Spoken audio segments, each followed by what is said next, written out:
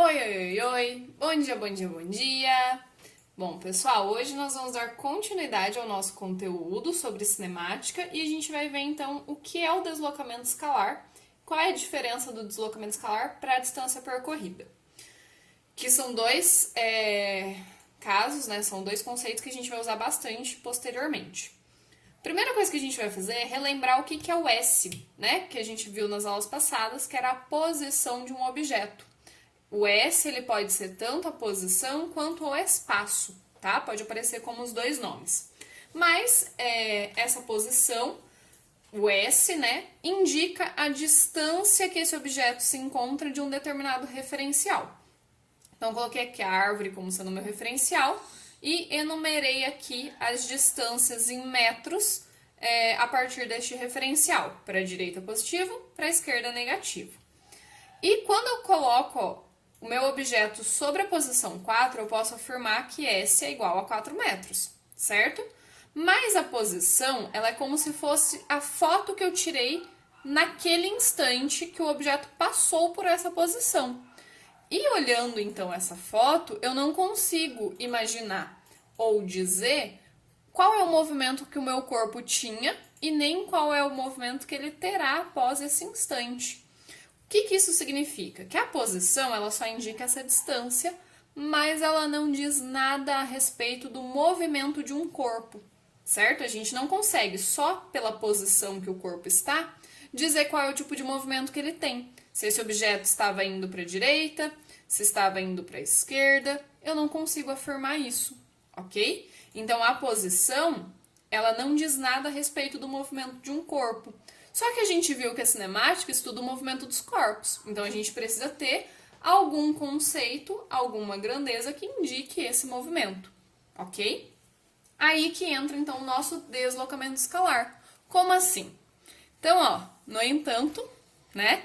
Se eu falo para vocês que nesse mesmo desenho aqui, né, com a minha reta, a minha árvore, tudo igual, o meu objeto, ele está numa posição 4 metros e ele vai para a posição 5, ok? Se eu afirmo isso para vocês, o que acontece? Eu sei que ele estava em uma posição inicial, tá vendo? Esse zero aqui, ó, S0 indica sempre a posição inicial. E de novo, pessoal, isso aqui não é SO, é S0, beleza? Essa posição inicial e o 5 aqui seria então a minha posição final, certo? A partir de agora, eu tenho como avaliar o movimento do meu corpo, porque eu sei onde ele estava e para onde ele foi, certo? Quando eu faço, então, a diferença entre essas posições, eu tenho o meu deslocamento escalar, tá? Então, o deslocamento escalar nada mais é do que o que a gente representa por delta S. E toda vez que aparecer essa letrinha grega aqui, ó, o delta, nas nossas equações, ela vai indicar final menos inicial. Sempre que aparecer delta, vocês vão ter que fazer final menos inicial de quem acompanha delta. Então, nesse caso, seria final menos inicial da posição, ok? Delta S, variação dessa posição, é a posição final menos a posição inicial. E esta equação é o que nos traz a ideia do deslocamento escalar. Então, é a partir desta equação que nós calculamos o ΔS, que é o nosso deslocamento escalar. Beleza? Então, apareceu o ΔS, eu sei que isso é um deslocamento. Bom, quando a gente pensa, então, em analisar o movimento de um corpo, por que se torna importante analisar o deslocamento dele? Porque, ó, nesse caso, se eu substituir os meus valores aqui, então, o meu ΔS fica sendo posição final menos inicial, que nesse caso do exemplo vai ser 5 metros menos 4 metros, certo? O meu deslocamento, então, vai dar 1 metro. Esse valor é positivo, certo? Toda vez que o meu deslocamento for positivo, ele indica que o meu objeto está andando para o lado positivo do meu referencial, da minha reta aqui, que eu defini como sendo positiva para a direita. Então, o deslocamento positivo indica que o nosso objeto se move para a direita, beleza? Bom, isso significa que eu posso ter um deslocamento negativo? Posso. Eu posso falar para vocês que em uma segunda situação, o meu objeto, ele sai da mesma posição inicial 4, tá? Então, ó, segundo caso, tá? Eu posso falar, ó, que o meu objeto continuou saindo dessa posição 4 metros, mas agora ele foi até a posição menos 1, ok? Quando eu falo isso, então eu vou sair aqui desse 4 metros e vou caminhar até a posição menos 1. Eu consigo calcular, então, o deslocamento efetuado por este corpo, como sendo posição final menos posição inicial. Então, o deslocamento escalar vai ser a posição final, que é menos 1, menos a posição inicial, que é 4. Então, o nosso deslocamento vai ser menos 5 metros.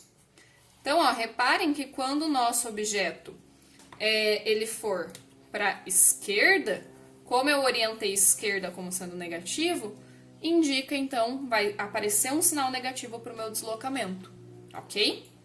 Bom, só que nem sempre eu vou ter esse objeto indo apenas para a direita ou indo apenas para a esquerda. Eu posso ter um terceiro caso, que é isso aqui, ó. Então, terceiro caso. Eu posso falar para vocês que o meu objeto saiu dessa posição 4 metros, ok? Ele foi até esse ponto aqui de menos 1 novamente, só que depois ele voltou para a posição 4 metros, beleza? Então, nesse caso, ó, ele saiu do 4 metros, foi até menos 1 e depois ele voltou até essa posição 4 metros. Então, ao longo da minha trajetória, ao longo do meu deslocamento, a posição final que o meu corpo assumiu é a de 4 metros novamente, não é? Porque ele passa por uma posição intermediária menos 1. Mas, se eu ligasse o cronômetro aqui no 4 metros, liguei o cronômetro e comecei a contar o tempo. Eu andei, parei aqui, voltei, eu só desligo o cronômetro aqui novamente. Então, esta é a minha posição final. Não importa que ele passou aqui pelo menos 1 para poder voltar, ok? A posição final, neste caso, volta a ser a posição 4 metros. Então, eu tenho que a posição inicial é 4 metros e a final também. Quando a gente for calcular o nosso ΔS, isso aqui vai ficar final menos inicial, que vai ficar, então, 4, que é a final, menos 4, que é a inicial. Com isso, o nosso deslocamento se torna 0. Ou seja, a relação que nós temos, né, o conceito que nós temos do deslocamento, pessoal, é única e exclusivamente posição final menos inicial, certo? E ela indica uma relação do movimento que aquele corpo tem, porque ele pode ser positivo, o corpo se move para a direita. Negativo, o corpo se move para a esquerda. E adotando esse referencial que eu coloquei, né? E ele pode ser um deslocamento 0 quando o corpo retorna à posição inicial. Então, toda vez que o corpo retorna à posição inicial, eu tenho um deslocamento 0. Então, o que é muito importante de ficar claro, o deslocamento é uma relação entre essas posições. Ela não indica necessariamente, ou ela não indica sempre, a distância efetivamente percorrida pelo objeto. Como assim? Se agora eu fosse analisar esses 3 casos de acordo com uma distância percorrida, ok? Então, ó, distância percorrida. Se eu fosse pensar em relação a uma distância percorrida, o meu primeiro caso, certo? Que é esse aqui, né? O meu primeiro caso, é o que ele sai da posição 4 e vai até a posição 5, certo? Esse é o meu primeiro caso. Então, primeiro caso. Quando eu vou analisar a distância percorrida do primeiro caso, eu sei que o meu objeto, ele saiu aqui do 4, veio até o 5, então ele realmente só andou esse pedacinho que configura 1 metro, assim como o deslocamento dele, certo?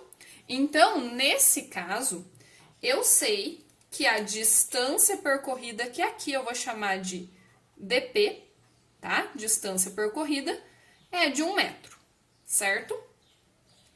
Quando eu for analisar o meu segundo caso,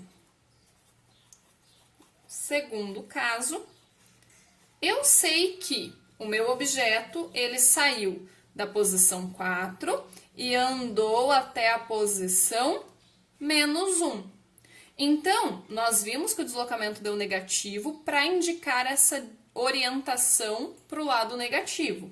Mas quanto que nós andamos? Qual é a distância que a gente andou nesse segundo caso? Porque a distância efetivamente percorrida, a distância percorrida, é realmente como se a gente fosse contar esses passos que nós percorremos, tá? Então, aqui, ó, do meu desenho, eu andei 1 metro, 2 metros, 3 metros, 4 metros, 5 metros.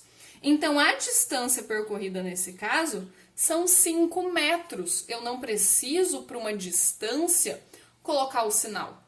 O sinal, ele vem para o deslocamento, porque é ele quem indica a orientação do meu movimento, tá?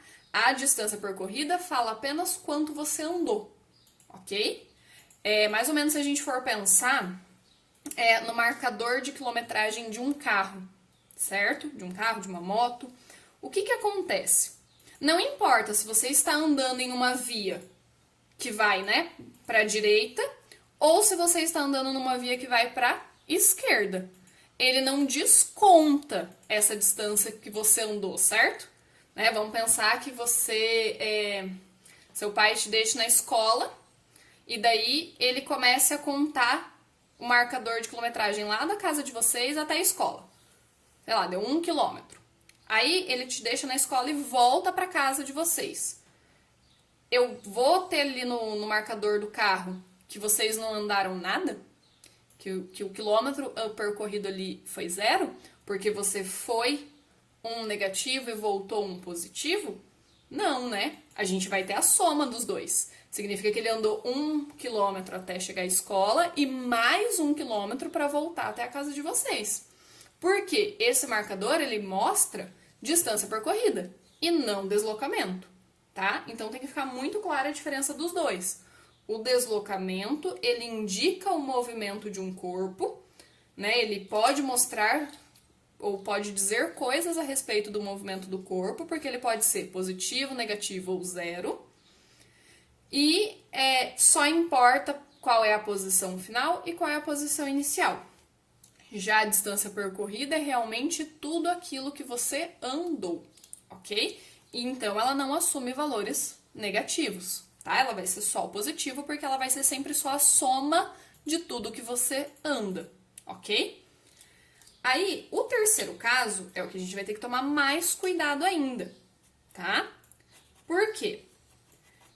A gente viu que já tem uma diferença entre o que nós encontramos de deslocamento e o que nós encontramos de distância percorrida em alguns casos, certo? Então, nem sempre a nossa distância percorrida vai ser igual ao deslocamento, tá? Em alguns casos pode acontecer? Pode, mas não é sempre, tá?